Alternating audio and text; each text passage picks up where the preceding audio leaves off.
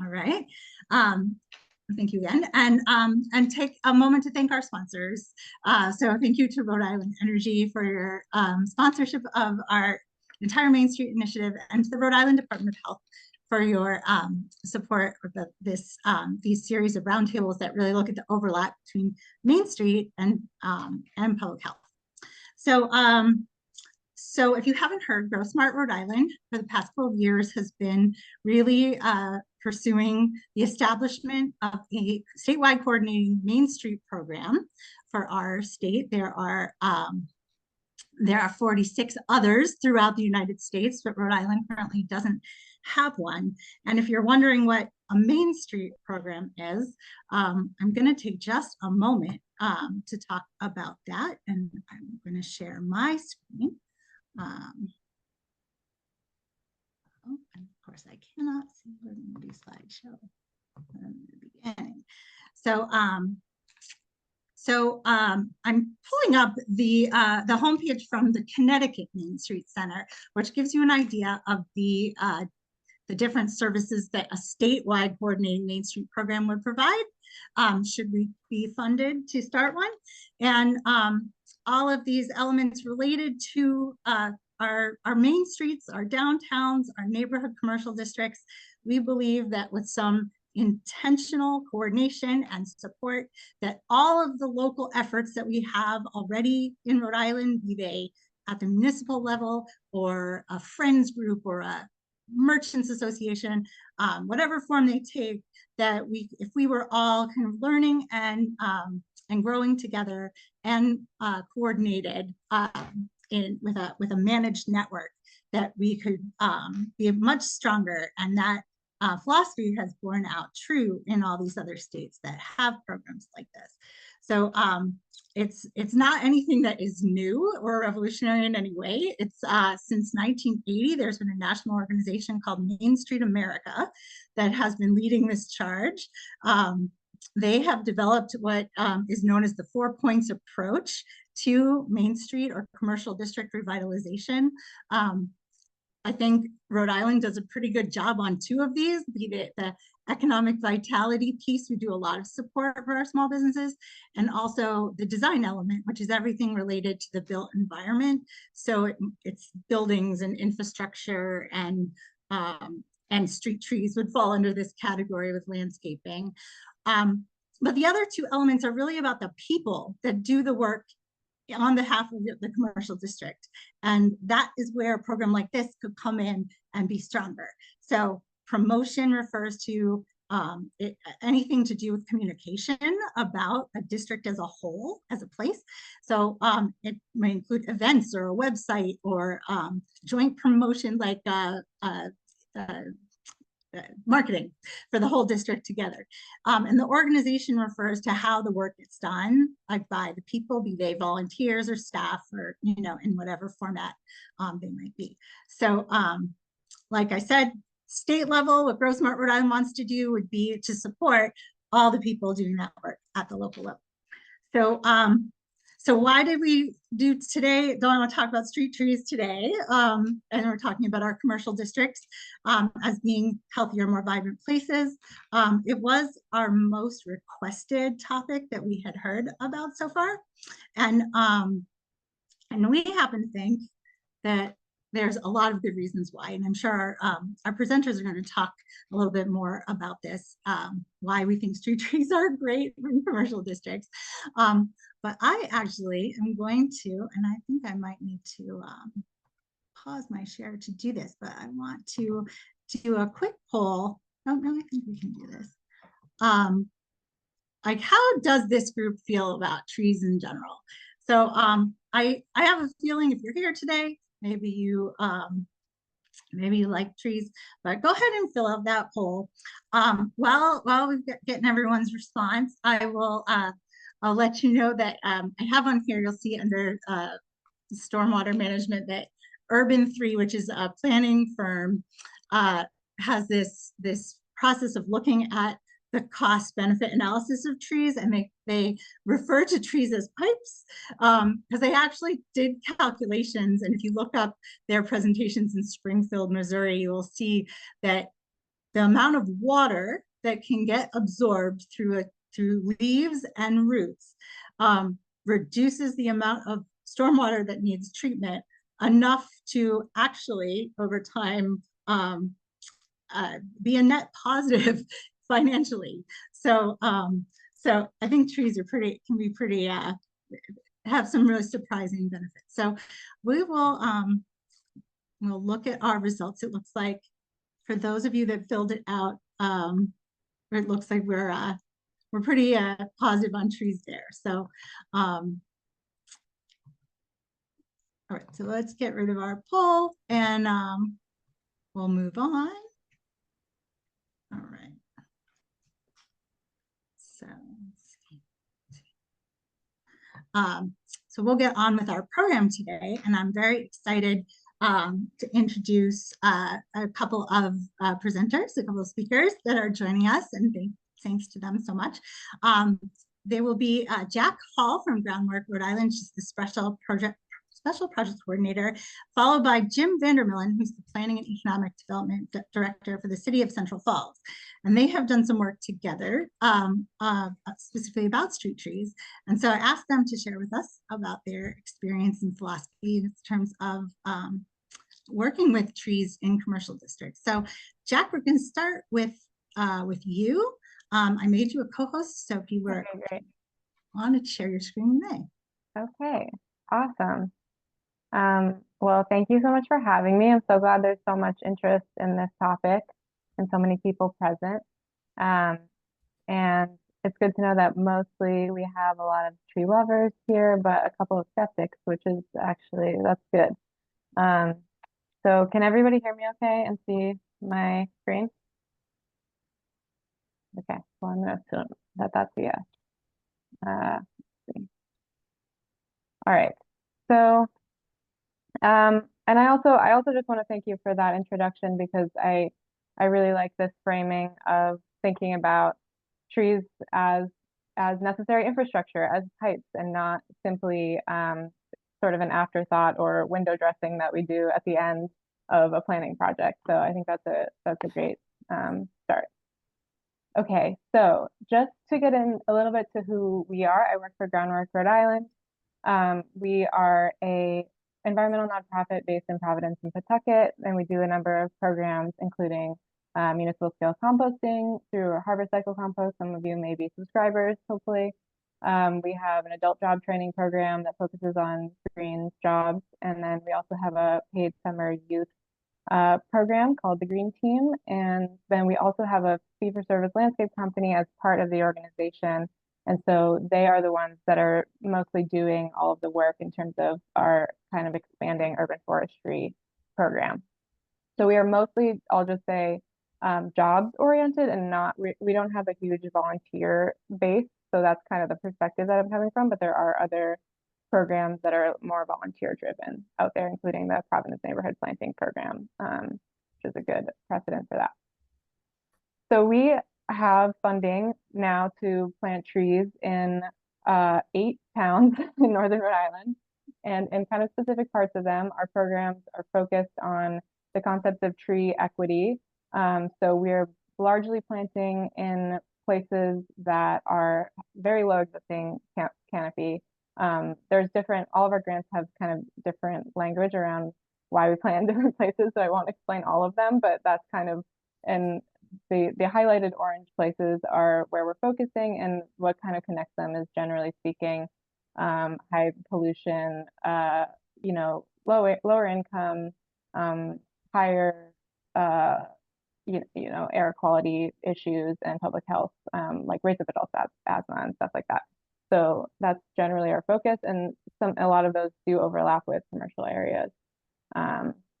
And why do we plant trees? I imagine a lot of you know this. Just in general, I'm not totally sure about the audience here, how much we know, so I'm going to fly through a lot of information really quickly, and I'm sorry if it's either too detailed or not detailed enough, but you are welcome to reach out to me, or there's some other amazing people on this call. Molly Henry and AJ Elson are great resources as well if you have more detailed questions. But mostly we know why we plant trees. They lower the temperature in the summer. They can bring temperatures down up to 15 degrees. If you can feel that right now if you stand in the middle of an asphalt parking lot and then you go to the woods, you can really understand that in your body. They clean the air. They're protecting our health in a number of other ways, including mental health. They're taking carbon. We're in the carbon sequestration business doing this work. We're absorbing and cleaning stormwater. We're supporting wildlife.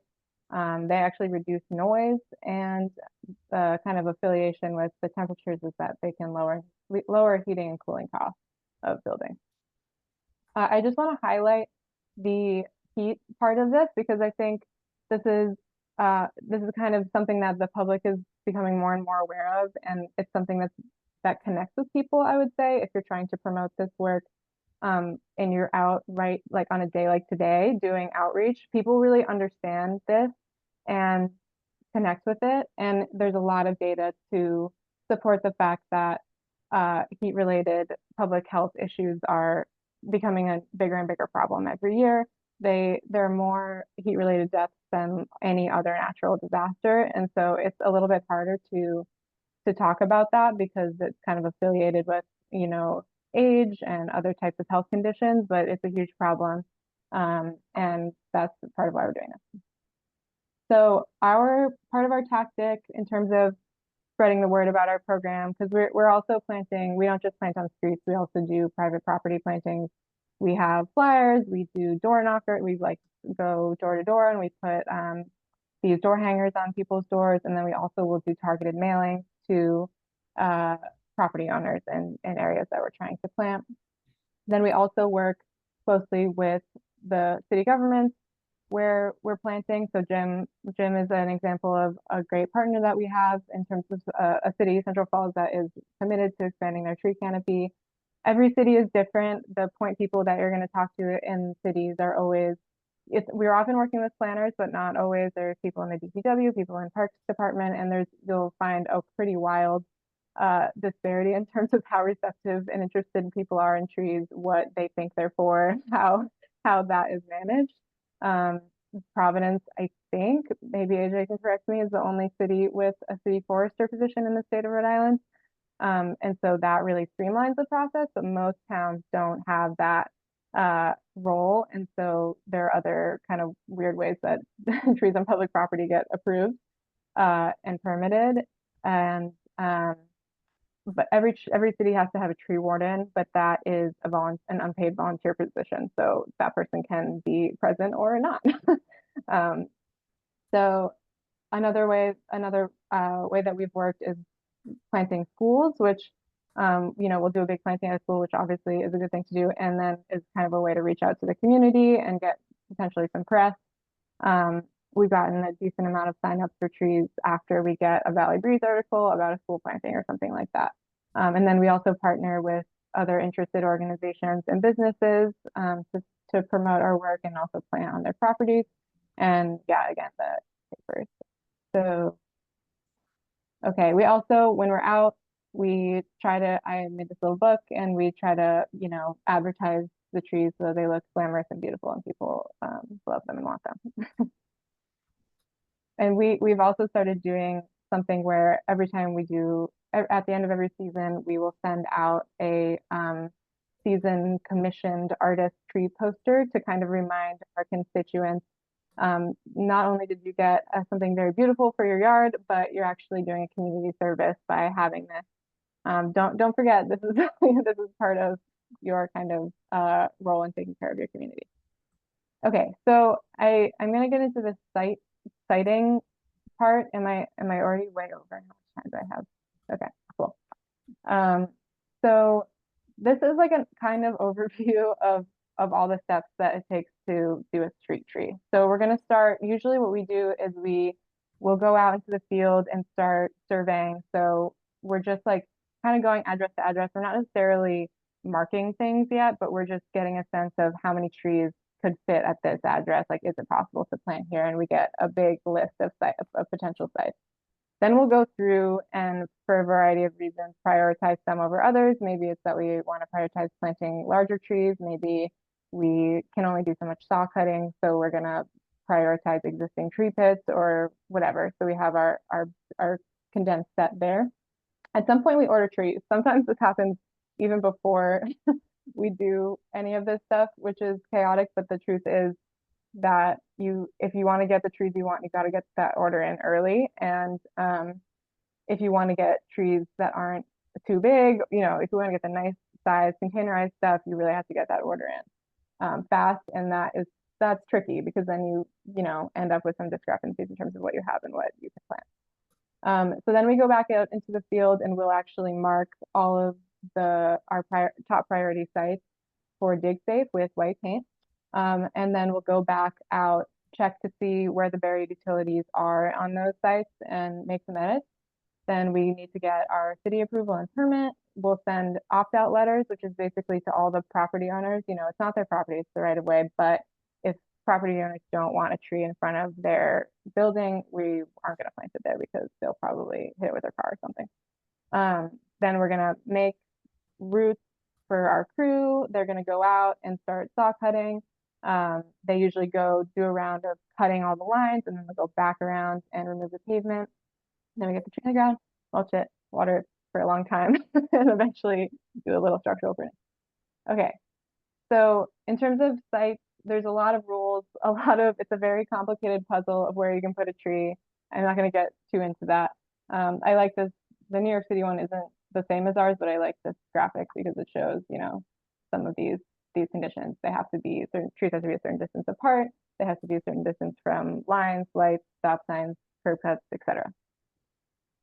When you're out looking for street tree locations, these are usually the notes that we take. So I won't read all of these, but it's things like, are there overhead wires? What's the width of the sidewalk? Is there an existing pit with a stump in it? What's the material of the sidewalk? Did you talk to someone? Do you want to get their contact information? What might they water the tree? Any utilities that you can already see on your first survey. And then how many trees, and usually at this stage we're just saying small, medium, large, like basically, are there wires? It's a small tree, are there not wires? It's a big tree, is it too close to the building? Maybe it's a smaller, medium, stuff like that. So these are some of the sites that you might encounter when you're out in the field looking for spots. You've got planting strips, which are an ideal situation. Then you've got asphalt, which is not a great sidewalk material, but it's easier and cheaper to cut and remove. And then we've got concrete. So when you're trying to get a street tree site, you need at least 7'6" for your sidewalk because we need at least 3.5 feet for the tree pit, and then we need 4 feet for ADA clearance. The bigger the better. I really want to emphasize this, big tree pits. We need bigger tree pits because the average street tree out there is getting, this is from New Haven, but I imagine it's similar, 50 cubic feet of soil. To get to be a mature size, you're going to need 1,250 feet of soil for that tree. So any tree pit that you do, even if it's a 5 by 10, it's not enough. So the bigger the better. And I just want to show this image. These trees are all planted at the same time. The trees with the continuous and large amount of soil volume are doing amazing. The ones in the tree pits are doing not so great. This is really like, if you want big, healthy trees, you need soil volume. In an ideal world where we all have tons and tons of money to redo all of our sidewalks, we have these solutions such as structural soils or soil cells, which kind of mediate this conflict between the need for a flat surface for people to walk on and the need for tree roots to not have compacted soil so that they can expand and get that soil volume. So, but these are super expensive. So just a vibe of our system. We are currently in Google Sheets with all of these little data. I like to describe this whole system as not complex but complicated because every little site has its own, funny situation. I don't recommend this. We're moving into a better system through GIS. So, but I just wanted to give you a sense of currently how we organize. And I think a lot of other programs are organizing their data, but people are trying to move towards more map-based data systems for this. Okay. Species selection. All right, did I forget anything? Sorry, I'm going really fast, so I'm sort of losing track of my notes here.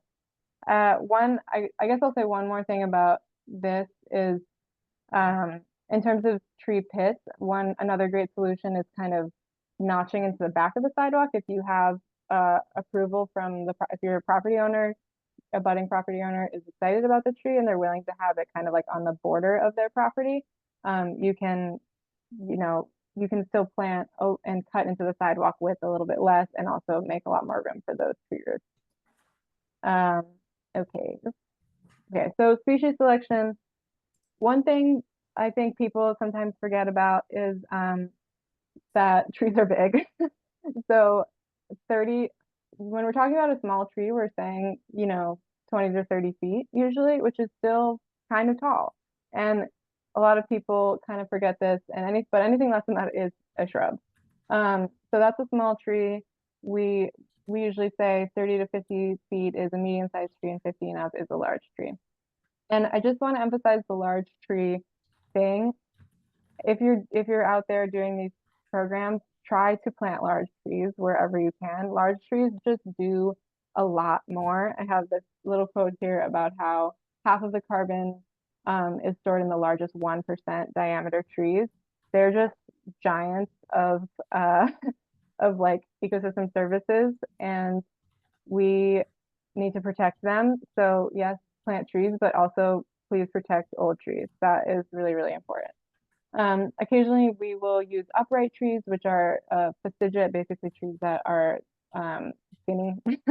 And if you're really, really close to a building, but try not to do this unless it's absolutely necessary because they're not doing as much, they're not casting as much shade. Okay, so for species selection, we are trying to follow the 5, 10, 15 rule in terms of diversity. The reason we need to have a lot of diversity in our canopy, a big lesson about this is from the American elms. These pictures on the top are of American elms between like the 1920s and 80s, I want to say. They basically all died from a blight. They had been kind of planted in almost a monoculture as the perfect street tree, and you can see why. They create this like amazing kind of Gothic arch shape over the road. They are really good at withstanding city conditions, but because we did that, they all died and you lose all your canopy all at once. So these rules are about kind of protecting the overall health of the canopy, and making sure that we don't have, if we do have a blight, we're not losing half of our trees all at once. So we try to do 5% in the same species, 10% in the same genus, and 15% in the same family. Some people do 10, 20, 30. But basically, like in your ordering, strive for these kinds of numbers. Okay, so trees are facing a lot of really difficult challenges when they're out in the street. They're dealing with compacted soil, high salt from the roads, high pH soils from the introduction of building materials, pollution, vandalism, cars, and also increasingly heat and climate stressors. So there are some trees that tend to be, I have some of our heavy hitters on the bottom that we sort of lean on for really, really tough spots. But there are a ton of great trees. There are a lot of good native trees as well that you can use that are pretty good at withstanding these conditions. And they all have their own unique kind of architecture and tolerances and capacities. So you really need to know your trees, basically, when you're doing this work. I really like to try to emphasize native species as much as possible. If you're planting a lot of trees and you have a possibility to, in addition to all of these other benefits, be providing, habitat and supporting other species, I think we should be doing that. Urban areas, people think of nature being outside of cities, but there's actually a lot of biodiversity in cities, and there's a potential to increase that. And there's some new research coming out that in order to just sustain populations of certain bird species like chickadees, we need at least 70% of the biomass of our plantings to be native. So I think there are actually a lot of great native trees that do pretty well in the urban environment. So I'd really encourage you to shoot for that 70% or more. So we have to order well in advance. I touched on that. We need to keep those trees watered throughout the season, and you're going to need to find a place to keep those trees, which has been a huge challenge for us over the years and has been very chaotic and messy. But basically, you need a spot that is secure, it's not paved, and you have access to water to keep your trees during your planting season.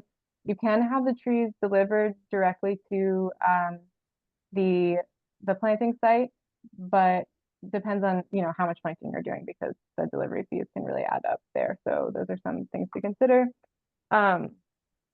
If you have a long-term storage area, it's really helpful because things in this in this work always change. We're always experiencing kind of like last minute you know, someone runs out and they don't want the tree in front of their building. Like you're going to send out that letters, you're going to do all your flyering, but someone will not pay attention until the tree is at their house and say, I don't want this tree.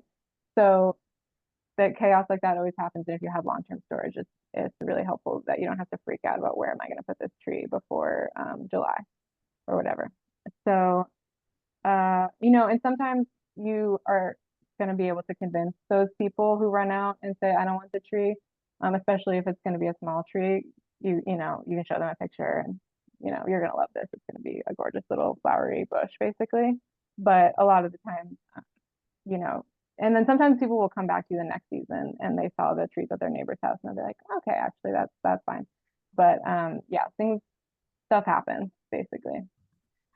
So after planting, we have establishment care. This is my other biggest thing I want to say. If you're doing this work, you need to budget for establishment care because this is the biggest problem in our work, I would say. Just there is not enough money for watering and maintenance. Watering in particular, this is like the top reason why your trees are going to die is that they're not getting enough water. So, and water takes time. It's just time consuming to go around and water a lot of trees, and that's people's work hours. And so this is like a budget item that you need to really be considering when you're doing this work. And it also it's really bad PR for the trees to put them out there and have them not look good. And it also you know, gives me a kind of existential crisis when we work really hard to plant a lot of trees and then they immediately die.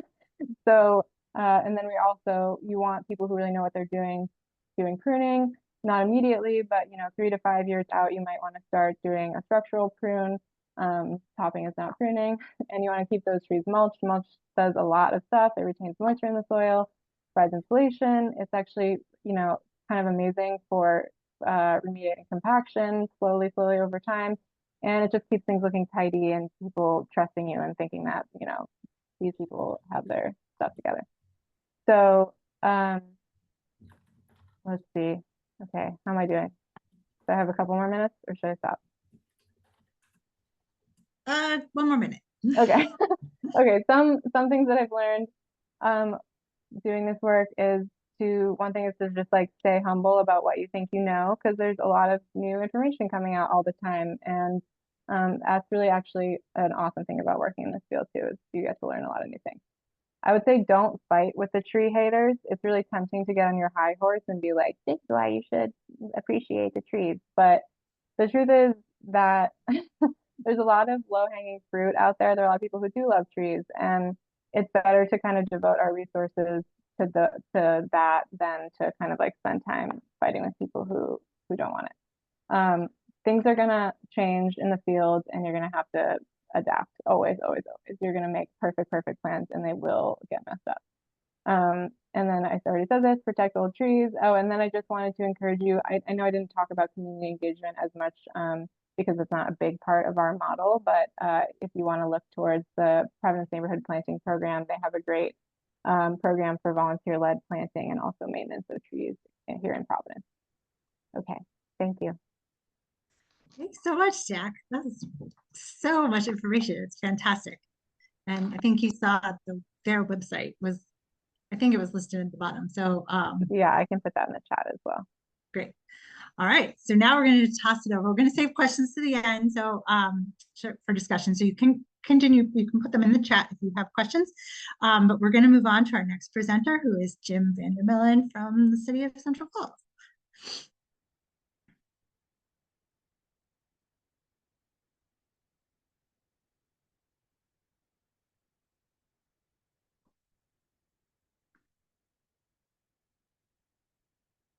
All right.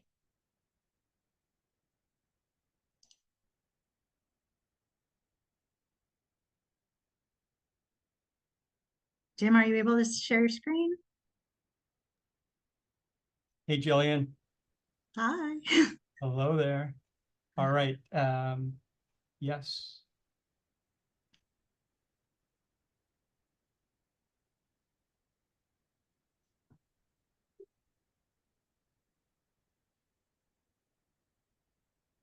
I think.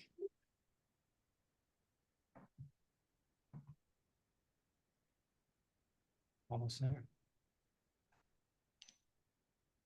Is that working?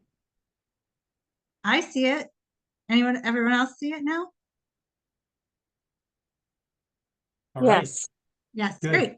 Sorry Okay, about the little glitch awesome. there. So thanks to Jillian for inviting me to participate in this. Jillian and I go back a few years when she used to work here in the city of Central Falls, and knowing what I know about Jillian and her excitement for all the work she did on Broad Street, as well as other things here in Central Falls, I am not at all surprised to see a large turnout, members of the Jillian Finkel fan club, as well as I'm sure big supporters of Grow Smart. And I also appreciate being able to do this along with Jack, because Groundwork has been a great partner in our effort to increase the tree canopy throughout the city of Central Falls. I think Jack's presentation made it clear why they've been so effective in doing that work. So just a really quick overview. I see, since it's a large people, I'm not sure where everybody's from. I don't want to make any assumptions, but there we are, Central Falls, up in the northeastern part of the state. We're part of the urban core. And just a few quick overview facts for us. We're a small city, both in terms of population and land area, with a population of just over 22,000. Had a history, like a lot of the other urban communities in the state, that was based on the growth of industry, large and changing immigrant population, and that still has a large mark on the sort of vitality of the community here in Central Falls. So as a very small area, the population density is high, and we're also very developed community. So at the very least, based on some recent analysis that was done, we're at close to 60% impervious surface, and in parts of the city that is even higher. And some of what Jack and Jillian had spoken to earlier speaks to why that matters, right? Paved surfaces contribute to the urban heat island effect. And so in urban communities, especially very densely developed areas, we feel the effects of heat, and that's becoming more and more intense through climate change. It also has a lot to do with stormwater and the need to manage the stormwater. So I'm glad that those references to both trees as a way to help manage the heat island effect, as well as doing some stormwater management, were both part of the discussion. So just kind of a quick overview on sort of our relationship to trees, our work in trees. Planted over 1,000 trees in the past 10 years. Some analysis that has been done recently, and we're really fortunate to have a partnership and be part of the Urban Forest for Rhode Island Technical Assistance Program with the Green Infrastructure and DEM. But that very recent analysis has shown us that we've got about 18% tree canopy. We've also been, for the past 10 years, going strong with the Tree City USA. We have a green and complete streets ordinance, first one in the state. And so there are things that we're required to do, but that came about because there was a strong desire to do it, just a need to increase the tree canopy, a need to make our streets and sidewalks safe and appealing for everybody. As was mentioned earlier, every community has a tree warden. We do have a very experienced professional who serves as our tree warden. We engage, it's Matt Largess, we engage with him for species selection, site selection, much of the same sorts of things that Jack had highlighted. And he has really been creative in terms of introducing some species that normally you wouldn't see within an urban environment or along streets in particular. We have redwoods here in Central Falls. So come and check them out. We participate in the Municipal Resilience Program. And over the past few years, it's just become increasingly important for all of us to keep climate change and the effects of climate change in mind. And we've got strong support, both financial as well as just guidance partnership coming from the Infrastructure Bank as a part of that program. We partner with Pawtucket on a couple of projects as well. As I mentioned, a strong partnership with Groundwork that really helps get a lot of this work done in the past couple of years. And as I mentioned, we're part of the Green Infrastructure Center's Urban Forest Rhode Island Technical Assistance Program.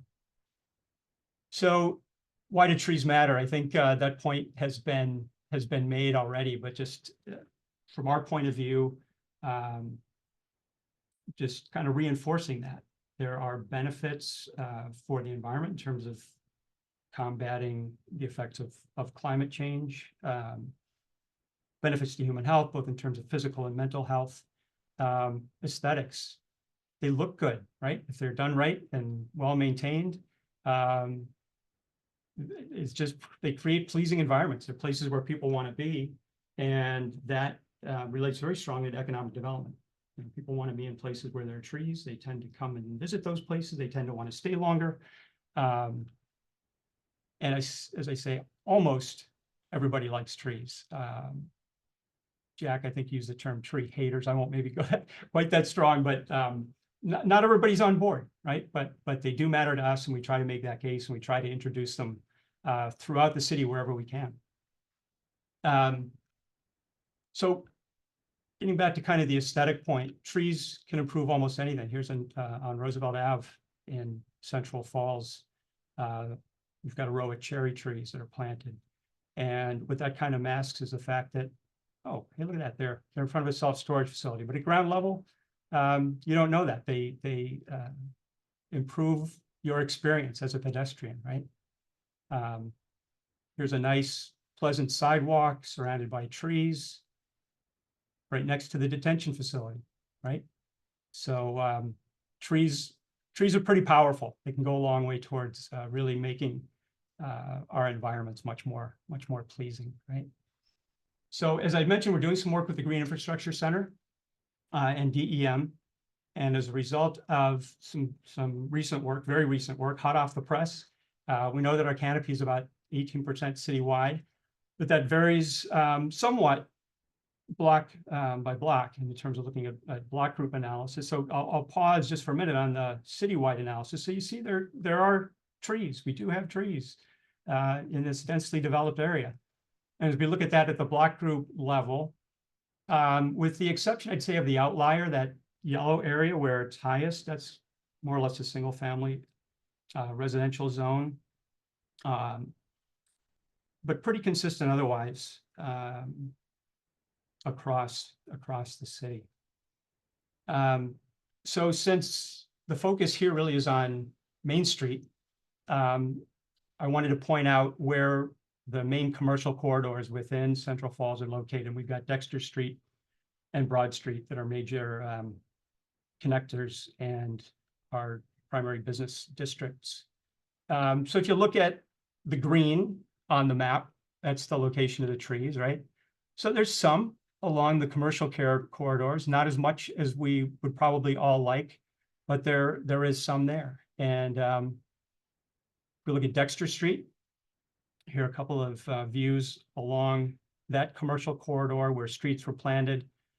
Some were already there, but some were planted as part of a revitalization of Dexter Street. That is a state road, so that project was done a few years back. And so we have the benefit of having been able to coordinate and get some trees planted there because the conditions allowed for it. The sidewalks were wide enough to allow for it. So wherever possible, trees were included.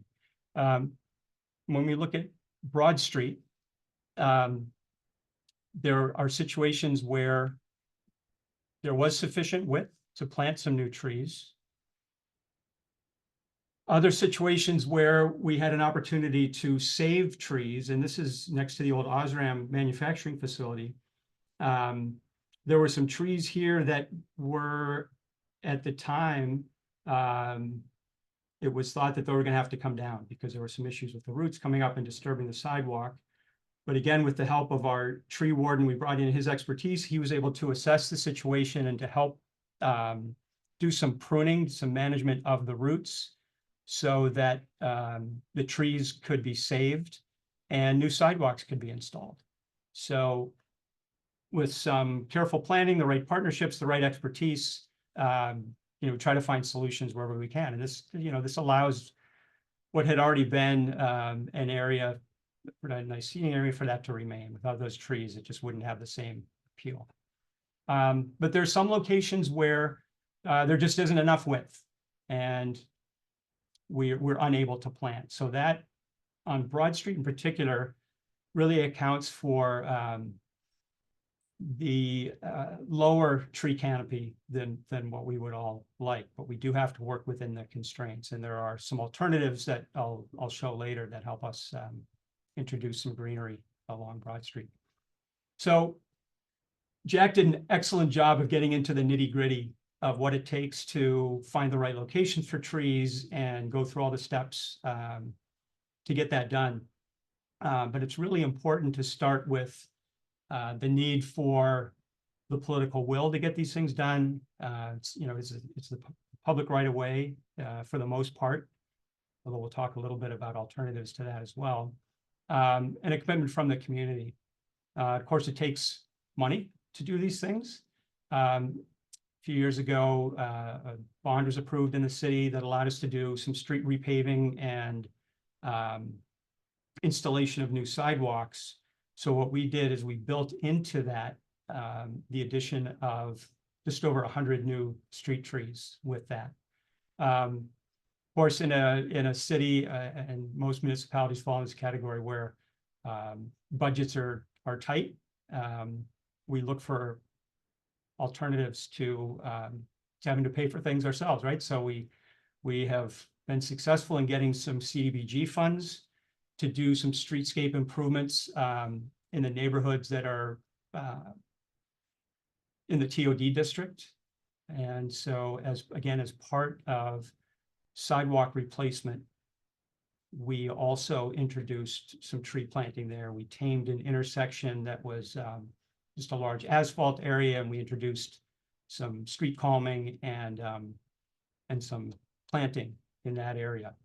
Also along another street, which known as Sylvian Street, we included some traffic calming, and where the traffic calming was installed, we put in some landscaping and some trees.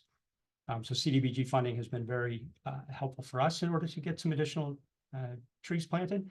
Also, as I mentioned, we're part of the Municipal Resilience Program. We have some funding now for some green infrastructure projects, one on Pine Street and one on Dexter Street, where we will be able to introduce some green infrastructure to include trees, stormwater management, to make those areas more appealing. The DEM Climate Resilience Fund is something that's now available as well. We're looking into that as another source of funds. And of course, strong partnerships are critical. Groundwork and others that we've partnered with. Just on this sort of nitty-gritty level to permitting. Jack referred to that. Basically, what that requires on our end through Public Works is getting a sidewalk opening permit to cut into the sidewalk to create a tree well where one doesn't exist. There's a fee for that as well, $150. Working through our partners, we're trying to streamline, just had a discussion with Groundwork the other day about how we might be able to streamline that process, since Groundwork has the ability to plant several trees at a time. We want to try to streamline the process so that all of those could be covered by the same permit, and to look at options for waiving the fee as well, since there's a benefit to the city in doing that work. But as we all know, there are challenges, right? There's sidewalk width, and along Broad Street, there's several stretches that are just too narrow to accommodate trees without getting into some alternative approaches. Jack's going to yell at me here because I said 3 feet minimum. She said it's 3.5 feet. We do have several tree wells. A lot of them are 3 feet. And for the long-term health of the trees, that's going to, you know, we'll see how that plays out. But we don't want to do everything we can now to get in trees only to have them not survive. So I think we need to, as we go forward, we need to look at alternatives to our approach in that, in the width of our tree wells. And the 4-foot minimum is just for ADA compliance.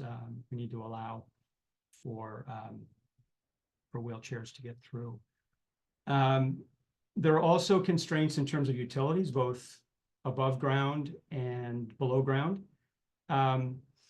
This is a shot on Dexter Street. You notice on the left side where there are the overhead wires and poles there are no trees planted there. On the right side, there are trees. Now, with the right selection of tree species, trees, as we know, can be planted under overhead wires. So that's something that in our more recent projects, we have not shied away from planting under the overhead wires. And we're just trying to be really thoughtful about the selection of the trees that we do plant there. And of course, maintenance is an issue. Everything from just maintaining the appearance and the health of the tree wells. These frankly need a little help. And so I think getting buy-in from adjacent property owners, even though these are in the public right of way, there are some adjacent property owners who have become stewards of some of the trees that are planted in front of their businesses, and that goes a long way. But the shot on the right is intended to show there were sidewalks that were lifted up as a result of the roots. And so in an attempt to save the tree, rather than cut that down, the sidewalk was removed and kind of assessed and did some careful maintenance of the roots there. But it comes at an expense. And as Jack had mentioned, the need to take into account maintenance for pruning and just getting the trees established. There's also the need to consider the long-term costs of being able to have a healthy street tree system.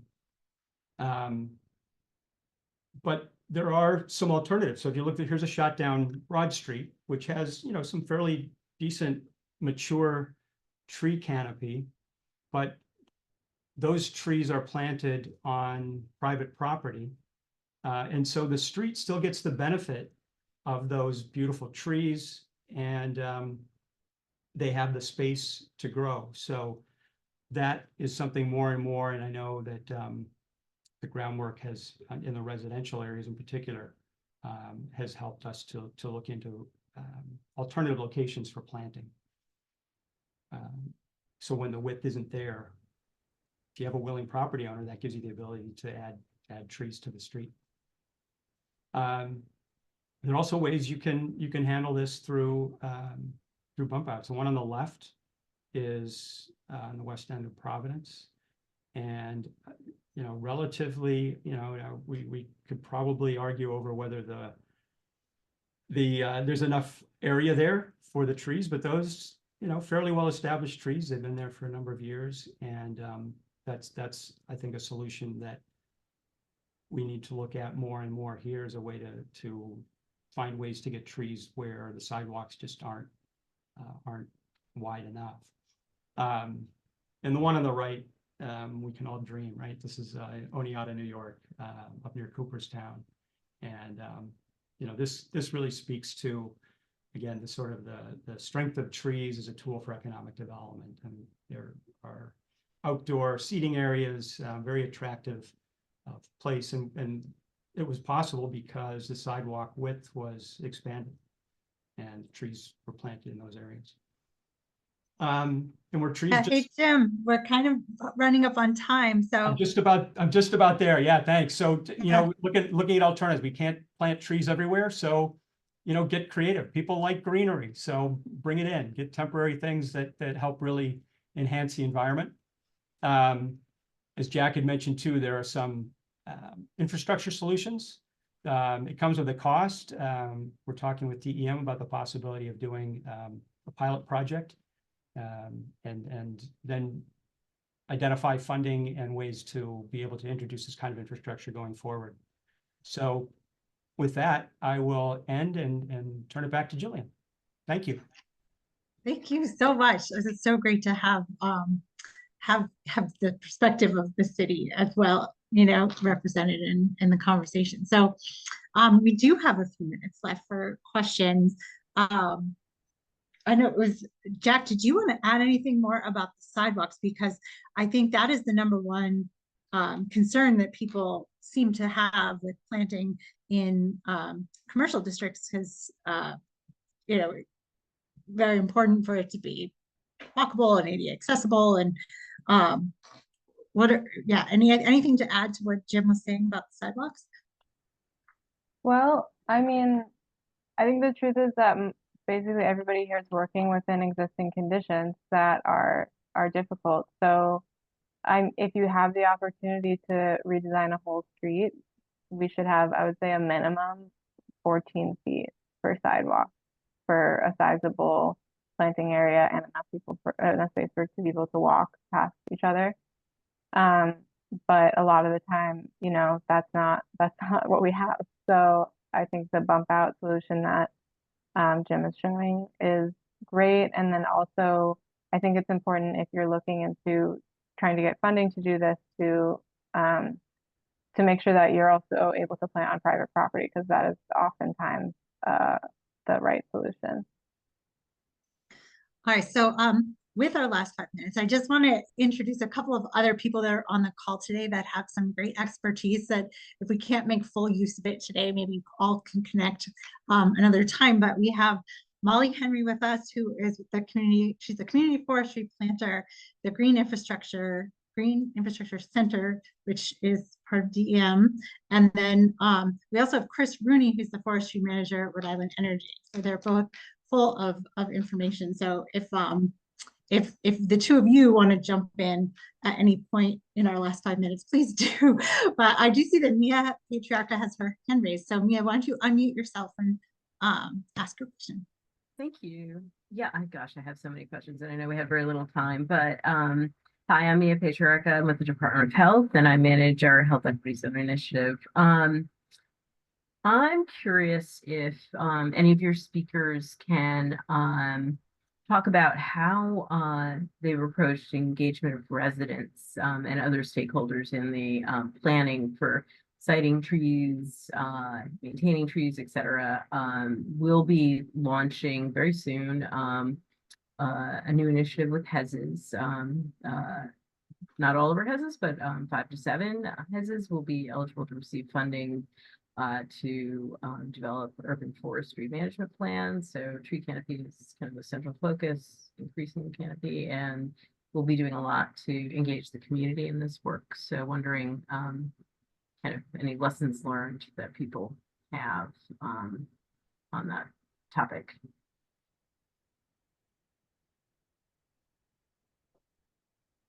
Anyone want to jump in on the community engagement piece? I can say a couple of things, but other people should jump in too. I would say, I mean, we're just doing a lot of door knocking. Like there's not really a magic to it. And reaching out and through mailings and stuff like that, and through social media. The internet has actually been a big way for people to sign up for our program, I would say. But the other part is just time. So it takes a really long time. So like if you're gonna choose an area where you wanna plant a bunch of trees and you want to do private property in particular, or just have kind of consensus about street tree planting, you need to be there for a long time. So like trying to make space for that in your project planning like we had a grant that was for protection in Central Falls for 2 years, and I really felt like at the end of that 2 years, we finally were really feeling connected with people, and that was the moment when it was over. So and also like doing a good job and improving to people slowly over time that you're responsive, you're responsible, you're taking care of it. I think is a big part of it too. There isn't really like a magical answer there, but when we do get people who come back, they've seen a tree planted at their neighbor's house and they're like, oh, that's pretty nice. Like, I guess I want that. And they kind of trickle in, and that base expands over time. Okay, that's pretty interesting. Thank you. That's helpful. I mean, we're hoping, we're starting from an initiative that's been around for 10 years and has built, trust and engagement in the community. So but on the other hand, we're going to be engaging probably a lot of new stakeholders as well. So kind of be a mix in terms of, getting people on board. So, but that's helpful to hear. Yeah, and maybe I'll just add also to be, I touched on this, but to avoid seeming a little righteous about it. And people have really real fears about trees. In Central Falls where we plant, it's incredibly dense. You saw Jim's maps, and people can't afford arborist services. So if you have a large tree on your property and it falls on your tree or your car, like that's bad. And that's super real, and people have real concerns about maintenance that are valid. So to just like be careful about high horse environmentalism. Yeah, no, I appreciate hearing that, because I'm a big tree advocate and I get a little irritated, with me my too. neighbors who want to cut down trees. So that's a helpful reminder. Thank you. Thanks. All right, everyone, I can't believe that an hour has flown by, but we have hit 1 o'clock. I will say, please be on the lookout for an email from me that will have a survey, very short survey, to get your feedback about today's session and ideas for future sessions. As I mentioned at the beginning, this is only the second one of these we've ever done, and we intend for them to be monthly moving forward. So we'd love to hear from you all what you want to see. Also to connect with us about the Main Street Initiative. And a lot of you I don't recognize, so we'd love to connect, bring you into the fold. And then also want to hear if people might be interested in a Slack channel for Main Street in order to dive deeper and continue conversations about each of these topics. So look for that, and the recording of today's session will be in there. So you'll be able to go back and go through all of the rich information that was included. So thank you so much to our presenters. I so appreciate you being with us today. Thank you so much to our sponsors, and I will stick around. I know that a lot of people, I want to be respectful of your time, as it's 1:02, but I'll stay on if anyone has further thoughts they want to share. So. Great, thanks, Jillian. Thanks, everybody. I'll hang out for a couple minutes as well. Yeah, I have a few minutes. Thank you for inviting me, Jillian. Oh, absolutely. I see. So Bill, who's on our call here, had another question related to the community engagement. If you'd ever done work with incentives of, and maybe Jim, I don't know if you thought about this, to encourage or assist private property owners with trees that may be on their property. We have not. I'd be interested in, lessons learned from other places and how that has been effective. And it does take some convincing, and incentives could be the way to go. Yeah, it's a super interesting idea, though, for to encourage people to keep the tree, not cut it down, and if they have some support in maintaining it. Yeah. Bill, did you want to add to your question? Yes. I'm old enough to have grown up in a place where we had lots of huge trees, both on city land and in our own yards. Unfortunately, they were all elm trees. But maybe it's sort of indirect incentives. Mia's comment that people with limited incomes might worry that maintenance or a fallen branch would be a big issue. Could a city forester commit to sort of dealing with problems that I might plant in my front yard if it turned out to suddenly create problems, or somebody needed to clean up a broken branch or something? There might be creative ways to sort of mesh both the public and the private agendas there. Yeah, I think that's an amazing, I mean, we've talked about, I think there should be publicly funded arborist services in high density places, but nobody, you can ask AJ, nobody has the budget for that. It's just a capacity and funding issue. And is anyone aware if that's done anywhere else in the country? I mean, because that's that's a really interesting idea that I think could be very Well, helpful. one of the reasons that it came to mind is where we're living now. We had a big grove of pine trees, and when they started falling down, fortunately, they fell down in the road, so the town had to come and clean them up in order to let the ambulances go by. But if it had fallen the other way, I would have had to pay for it myself. The one, you know, for me, the one thing that we're seeing is municipalities do not want to be in the tree business. Yeah. And they are pushing setback plantings because they don't want the responsibility of the tree.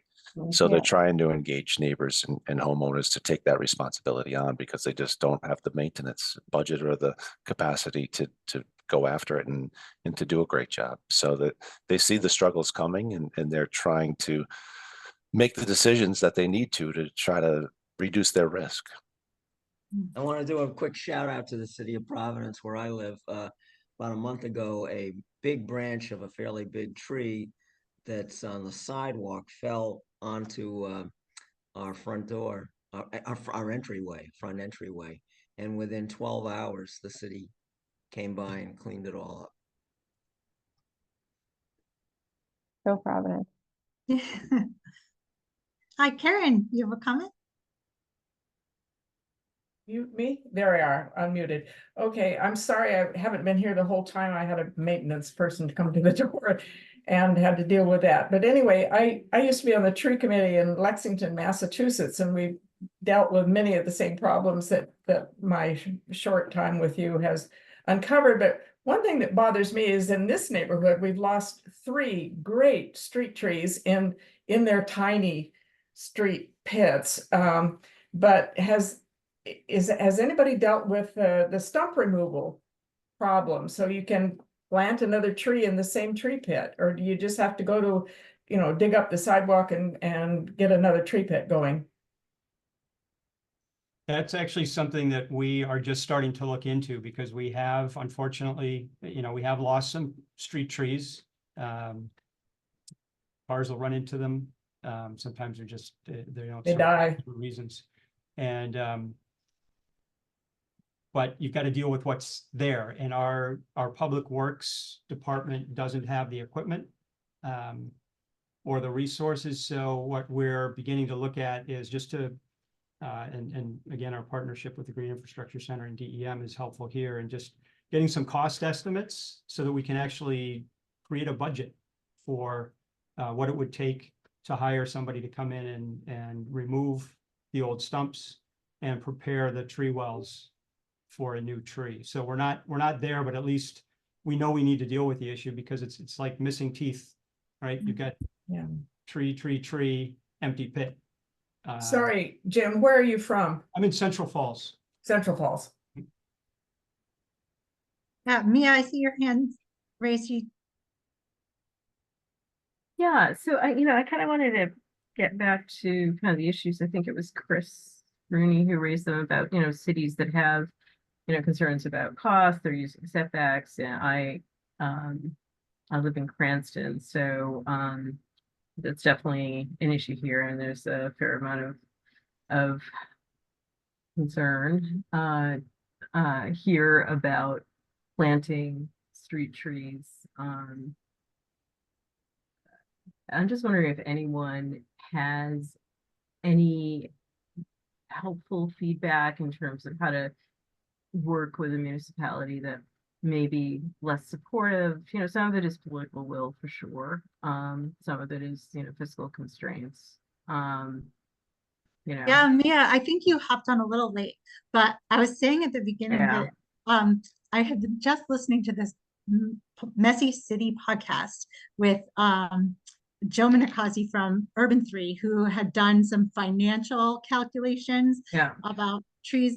And I would go back and listen to that because that's his strategy, is making the financial argument that it's Yeah. actually in the best financial interest of the municipality. Would you mind forwarding that link to me? Sure, yeah, absolutely. Yeah, that would be Anyone who wants helpful. I also want to highlight what Andy just put in the chat about, I think, having municipalities having strict standards for new construction when developers come in, like that you know how big you want the sidewalks and how you want them built, and you want them to do all the work to do that.